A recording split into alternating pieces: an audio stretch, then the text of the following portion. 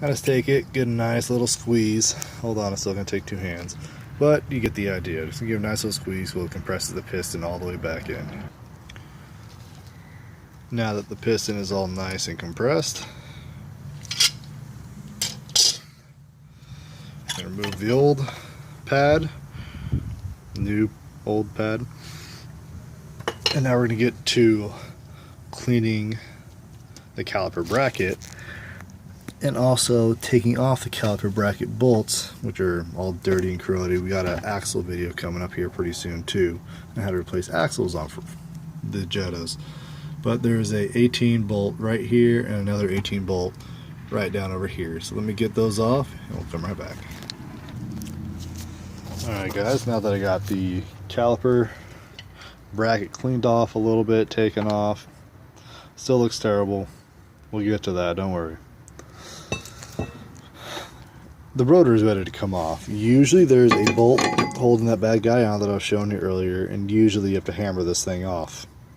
I got lucky, not the case this time. So I get to just pull this bad boy right off and grab the new rotor, which I have sitting right here. The parts that I went to get mine from, I actually used rockauto.com because they had the best prices around. Tried AutoZone, you know, the other Pep Boys, O'Reilly's, all them. Unfortunately, none of them had the correct part for this car, which I thought was very strange. And the part that they did have for it, they weren't cheap. Rock Auto gave me the best price, got me straight to my door, and it was the only one with the actual correct rotor, because come to find out, these 2005 Jettas have multiple options for rotors. Multiple options. It took me 3 tries to finally find the right one. Here it is. Looks great. I'm excited about it. Now I'm going to start putting it back together, and I'll show you what it looks like when it's all done. Alright, so here we are, almost back together. Just going to give you guys a quick little tip. That same little bolt I was telling you about that goes in between the bracket to hold on the caliper, when you're putting that guy on, don't be afraid to push him back a little bit, make him all the way flat up, because they will get in the way when you try to put the caliper on, and it makes a easy job kind of coming to a pain in the ass. So just a quick little tip, back that guy out a little bit, makes the caliper go on a lot easier. And we're just about done. And then don't forget the retaining clip and putting some grease in between where the brakes are going to be lying right here.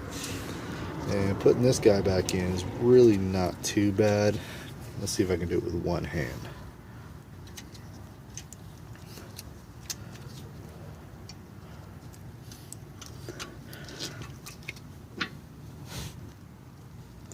Just like that. All pushed in, looks good. And that's it. Well, thank you guys very much. If you have any other questions, don't be afraid to ask. Put them on there. It's missing a bolt. It will be fine. Once the wheel is all tightened on, and we'll hold it tight. That will be getting a bolt soon, since we have an axle video coming up. And we also have how to redo the oil pan gasket coming up. So don't be afraid to like, subscribe, and we'll see you guys again soon.